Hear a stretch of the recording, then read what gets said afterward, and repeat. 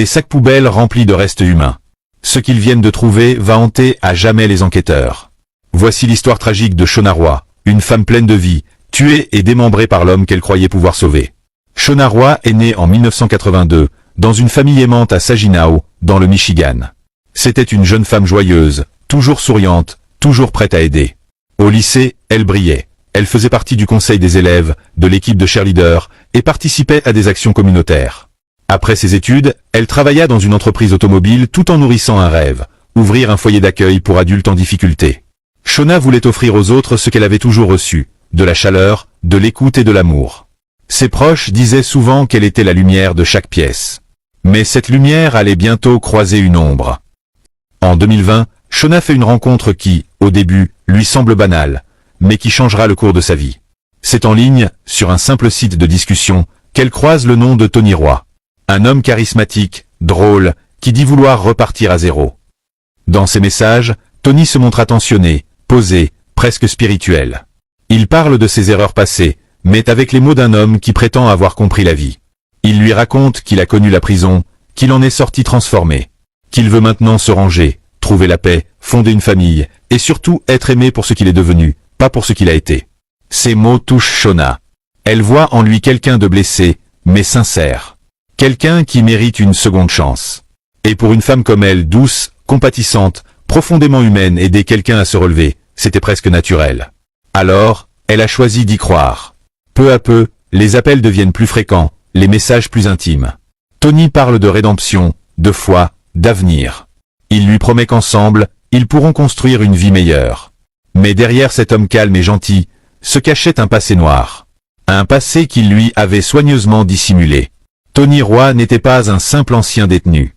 C'était un homme marqué par plus de 20 ans de colère et de... Son casier judiciaire remontait jusqu'à 1998. Les dossiers révélaient une longue liste d'infractions. Des agressions physiques, des violences domestiques, des fuites devant la police, et des affaires de... À plusieurs reprises, il avait été condamné pour avoir battu d'autres femmes, pour avoir menacé, humilié et contrôlé. Mais rien de tout cela, Shona ne le savait. Tony avait pris soin de réécrire son histoire. Il se présentait comme un homme victime de mauvaises influences, un jeune perdu qui avait simplement pris le mauvais chemin. Il disait que la prison lui avait ouvert les yeux. Et il savait exactement comment parler pour éveiller la compassion. Shona, elle, voyait un homme brisé, pas un danger. Elle voulait croire que tout le monde mérite une seconde chance. Et il faut dire que Tony savait comment entretenir cette illusion. En public, il était charmant. Toujours un mot gentil, un sourire facile, des attentions constantes. Il savait se montrer vulnérable, raconter des histoires qui forçaient la sympathie. Et peu à peu, Shona s'est attachée à lui. Malgré les mises en garde de certaines amies, malgré cette petite voix au fond d'elle qui lui soufflait que quelque chose ne tournait pas rond, elle s'est convaincue que l'amour pouvait changer les gens. Alors elle a fermé les yeux sur les incohérences, sur les absences, sur ces moments où son ton devenait froid ou menaçant. Parce que l'amour, quand il est sincère, a cette naïveté qui croit toujours au meilleur. En 2022, il se marie. Shona est rayonnante sur les photos. Elle croit que la vie lui offre enfin un nouveau départ. Mais en réalité, ce jour-là, sans le savoir, elle vient d'unir sa vie à un homme instable, violent et profondément dangereux. Car Tony n'a jamais changé. Il n'a jamais trouvé la paix qu'il prétendait avoir. Au contraire, la colère qu'il portait en lui grandissait, nourrie par la jalousie, la frustration et le besoin de tout contrôler. Et très vite, ce que Shona pensait être un mariage d'amour, s'est transformé en une prison invisible. Les premiers signes sont arrivés doucement. Une remarque, une critique, une interdiction de sortir, puis une gifle. Et derrière chaque excuse, Tony disait la même chose. « Tu sais que je t'aime, c'est juste que j'ai peur de te perdre. » Mais l'amour n'était qu'un masque. Sous ce masque, il y avait un homme capable du pire. Et Shona allait bientôt le découvrir. Au début, Shona pensait que les disputes étaient normales, que chaque couple traversait des tempêtes. Mais très vite, le comportement de Tony a changé. L'homme doux et attentionné qu'elle avait rencontré en ligne s'est transformé.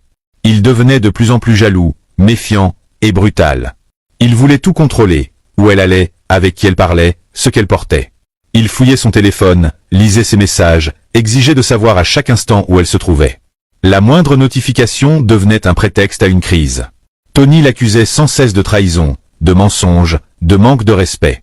Puis les mots sont devenus des cris, et les cris, des coups. Au début, Il s'excusait. Il disait qu'il l'aimait, qu'il avait perdu le contrôle, qu'il ne recommencerait plus jamais. Mais chaque fois, c'était pire. Shona vivait dans la peur. Peur de parler, peur de respirer trop fort, peur de le contrarier. Elle s'éloigne peu à peu de tout le monde. Ses amis ne la reconnaissent plus. Sa voix au téléphone est faible, tremblante.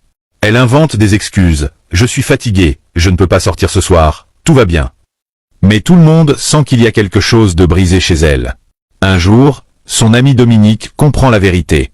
Shona n'a plus besoin de mots, les bleus sur son visage parlent pour elle. Dominique est bouleversé. Elle la supplie de fuir avant qu'il ne soit trop tard. Mais partir, c'est risquer sa vie. Shona le sait. Tony lui a déjà dit. Si tu me quittes, je te retrouverai. Et je ne serai plus le même. Malgré la peur, Shona finit par trouver le courage. Elle prépare discrètement ses affaires, attend le bon moment, et décide de rentrer chez sa famille, loin de la violence et du contrôle. Mais ce qu'elle ignore, c'est que Tony la surveille déjà, et qu'il n'a jamais eu l'intention de la laisser partir vivante. Le 14 juillet 2023, la journée semblait ordinaire. Mais pour Shona, c'était le jour du courage, le jour où elle allait enfin dire à Tony que tout était fini. Elle voulait mettre un terme à des années de peur et de douleur. Elle lui dit simplement « Je pars. C'est terminé ». Mais ces mots, pour Tony, sonnent comme une trahison. Son regard change, sa respiration s'accélère. La rage monte en lui comme une tempête prête à exploser. Dans l'appartement de Kingsland, la discussion tourne au cauchemar. Sous l'emprise de la colère, Tony hurle, frappe, détruit tout sur son passage. Shona tente de s'enfuir, mais il la rattrape. Ce qui suit dépasse l'imaginable. Tony la frappe avec ses poings, encore et encore, jusqu'à ce qu'elle ne puisse plus crier. Puis, pris d'une folie meurtrière, il saisit un tuyau métallique. Chaque coup est plus violent que le précédent. Et lorsqu'il la serre à la gorge, c'est la fin. Shona ne respire plus. La lumière s'éteint. Mais le monstre ne s'arrête pas là. Dans un silence macabre, il traîne son corps sans vie dans la salle de bain. Il la démembrera froidement, méthodiquement, comme si la femme qu'il disait aimer n'était plus qu'un objet. Il place les morceaux dans des sacs poubelles, nettoie le sang, efface les traces. Puis, comme si de rien n'était, il se couche. Le lendemain, il prend le téléphone de Shona et envoie des messages à son ami Dominique pour lui faire croire qu'elle est toujours en vie. Mais Dominique connaît son ami par cœur. Et un mot, un seul, l'a trahi. Un mot que Shona n'aurait jamais utilisé. Alors, le doute se transforme en panique. Dominique appelle la police. Quelques heures plus tard, les agents défoncent la porte de l'appartement. Et ce qu'ils découvrent à l'intérieur restera gravé dans leur mémoire. Des sacs, du sang et un silence lourd. Shona était là, mais plus comme avant. Tony, lui, avait disparu. Pendant 3 jours, il fuit. De ville en ville, il tente d'échapper à la justice, mais la cavale touche à sa fin. Le 17 juillet, à Détroit, la police le retrouve. Coincé, sans issue, il sort une arme. Et dans un dernier acte de lâcheté, il tire sur lui-même. Un bruit sec. Un corps qui s'effondre. Fin de la cavale. Fin d'un monstre. La mort de Shona choque tout le Michigan. Une femme gentille, aimée de tous, tuée par un homme que la justice connaissait déjà. Tony était en liberté conditionnelle, mais personne ne l'a arrêté malgré ses antécédents. 3 jours avant le meurtre, il avait disparu de la surveillance des autorités. Et personne n'a rien fait. Aujourd'hui, sa famille réclame justice. Des veillées aux bougies ont été organisées, des rubans violets ont été noués aux arbres.